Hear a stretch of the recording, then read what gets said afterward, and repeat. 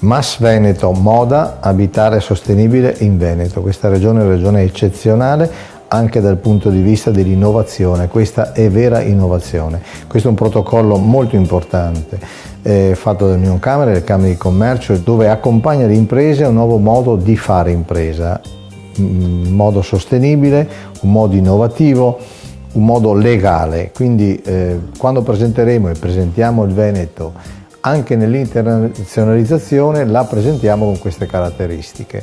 Quindi questo è un rapporto di fiducia tra consumatore, cittadino, impresa, ma anche eventualmente nei confronti del mondo intero che volesse venire in Veneto, perché può trovare una regione totalmente diversa rispetto ad altre regioni europee, perché è una regione all'avanguardia proprio perché si sta dando delle caratteristiche diverse: salute, sicurezza, processi lavorativi green, quindi prodotti energetici, quindi tutta una serie di combinazioni che permetterà alle imprese venete e ai cittadini veneti di presentarsi al mondo con caratteristiche innovative.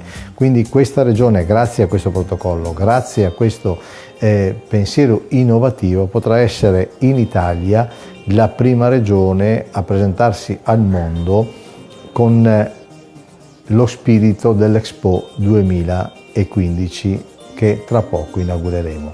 Quello di salvare il pianeta non vuol dire salvare il pianeta solamente, vuol dire anche tutti insieme costruire un percorso innovativo che porti a presentare i nostri prodotti nel mondo sostenibili per l'ambiente e per le persone e per soprattutto innovare una mentalità innovativa della legalità. Quindi fuori da questa regione tutto quello che non è legale.